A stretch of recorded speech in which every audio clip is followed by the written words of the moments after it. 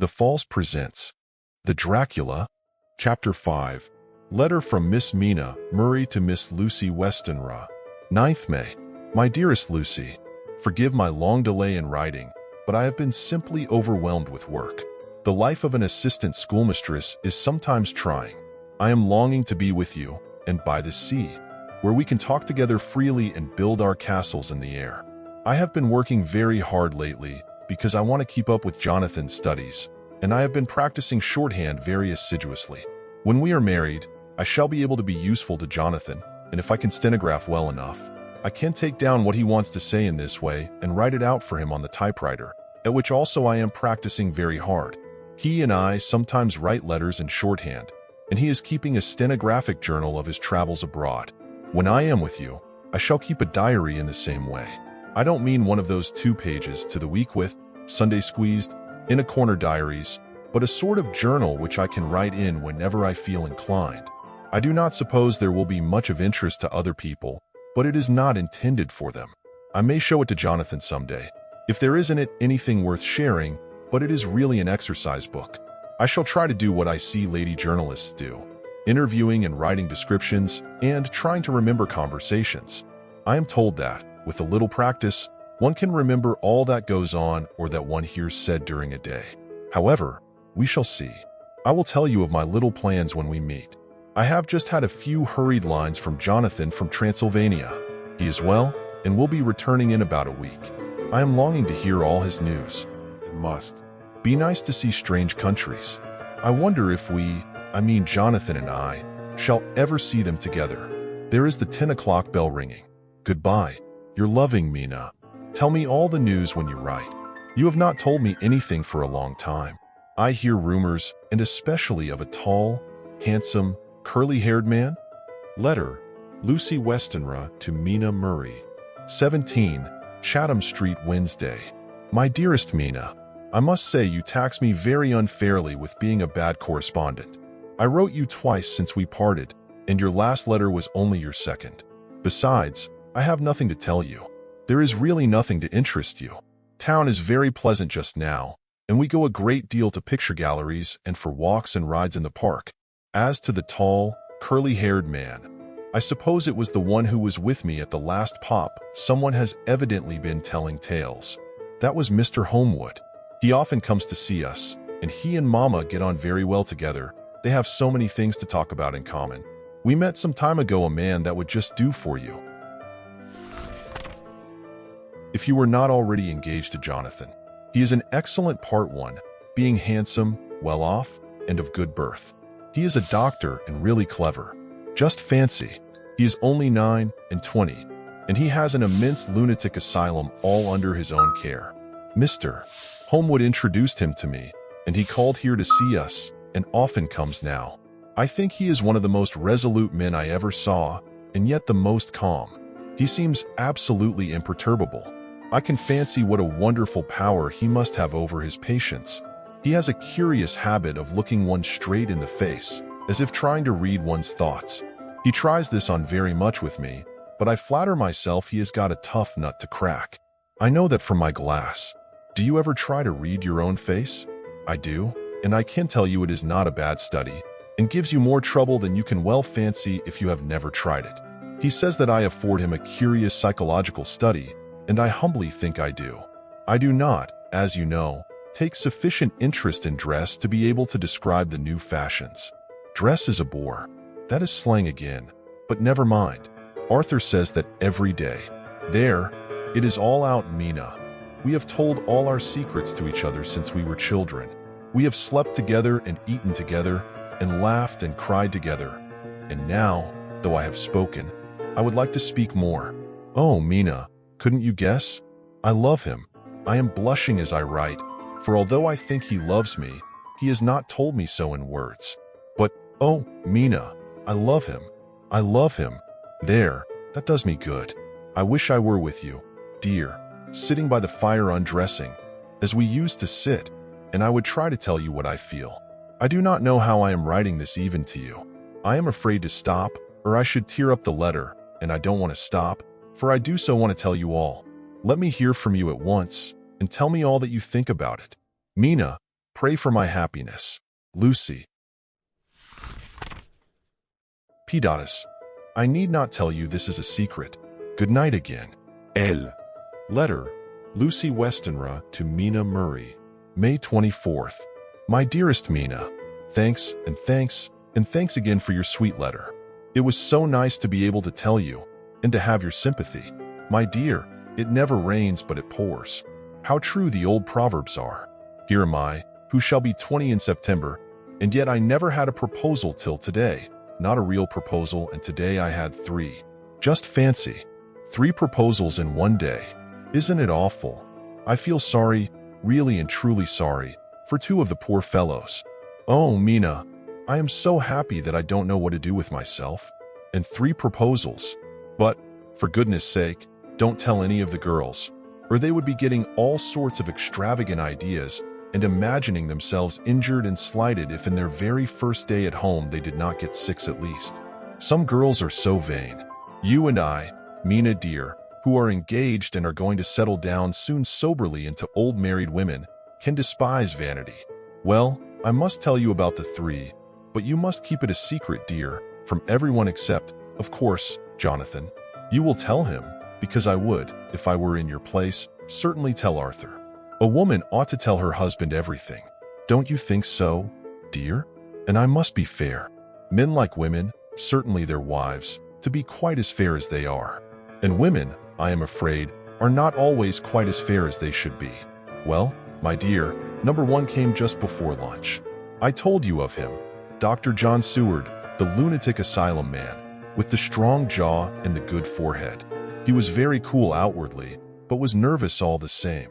He had evidently been schooling himself as to all sorts of little things, and remembered them, but he almost managed to sit down on his silk hat, which men don't generally do when they are cool, and then when he wanted to appear at ease, he kept playing with a lancet in a way that made me nearly scream.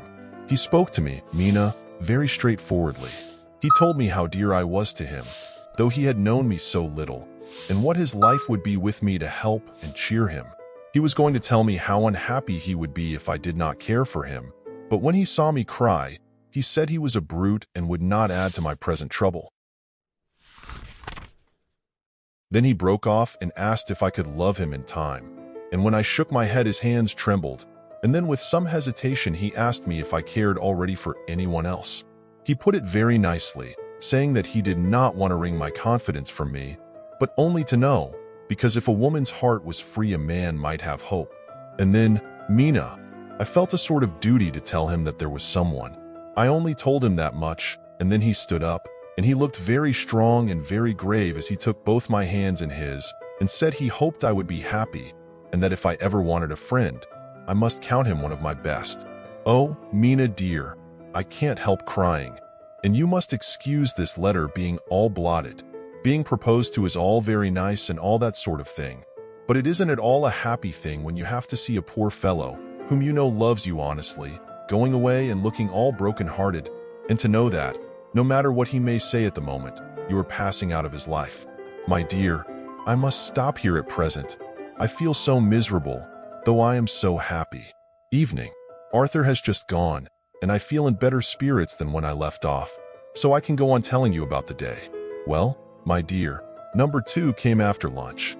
He is such a nice fellow, an American from Texas, and he looks so young and so fresh that it seems almost impossible that he has been to so many places and has such adventures. I sympathize with poor Desdemona when she had such a stream poured in her ear, even by a black man. I suppose that we women are such cowards that we think a man will save us from fears, and we marry him. I know now what I would do if I were a man and wanted to make a girl love me. No, I don't, for there was Mr. Morris telling us his stories, and Arthur never told any, and yet. My dear, I am somewhat previous. Mr. Quincy P. Morris found me alone. It seems that a man always does find a girl alone. No, he doesn't, for Arthur tried twice to make a chance, and I helping him all I could. I am not ashamed to say it now. I must tell you beforehand that Mr. Morris doesn't always speak slang. That is to say, he never does so to strangers or before them, for he is really well educated and has exquisite manners. But he found out that it amused me to hear him talk American slang, and whenever I was present, and there was no one to be shocked. He said such funny things. I am afraid, my dear, he has to invent it all, for it fits exactly into whatever else he has to say. But this is a way slang has. I do not know myself if I shall ever speak slang. I do not know if Arthur likes it, as I have never heard him use any as yet. Well, Mr. Morris sat down beside me and looked as happy and jolly as he could, but I could see all the same that he was very nervous. He took my hand in his and said ever so sweetly, "Miss Lucy, I know I ain't good enough to regulate the fixins of your little shoes, but I guess if you wait till you find a man, that is, you will go join them 7 young women with the lamps when you quit. Won't you just hitch up alongside of me and let us go down the long road together, driving in double harness?" Well, he did look so good-humored and so jolly that it didn't seem half so hard to refuse him as it did poor Dr. Seward. So, I said, as lightly as I could, that I did not know anything of hitching, and that I wasn't broken to harness at all yet. Then he said that he had spoken in a light manner, and he hoped that if he had made a mistake in doing so on so grave, so momentous an occasion for him, I would forgive him. He really did look serious when he was saying it, and I couldn't help feeling a sort of exultation that he was number 2 in one day. And then, my dear, before I could say a word, he began pouring out a perfect torrent of lovemaking, laying his very heart and soul at my feet. He looked so earnest over it that I shall never again think that a man must be playful always and never earnest, because he is merry at times. I suppose he saw something in my face which checked him, for he suddenly stopped and said with a sort of manly fervor that I could have loved him for if I had been free, "Lucy, you are an honest-hearted girl, I know. I should not be here speaking to you as I am now if I did not believe you clean grit, right through to the very depths of your soul. Tell me, like one good fellow to another, is there anyone else that you care for? And if there is, I'll never trouble you a hair's breadth again, but will be, if you will let me, a very faithful friend." My dear Mina, why are men so noble when we women are so little worthy of them? Here was I almost making fun of this great-hearted, true gentleman. I burst into tears. I am afraid, my dear, you will think this a very sloppy letter in more ways than one.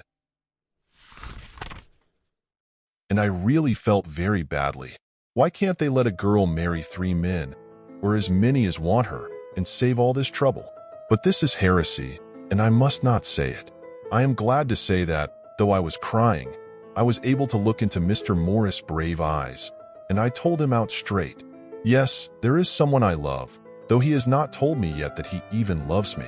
I was right to speak to him so frankly, for quite a light came into his face, and he put out both his hands and took mine.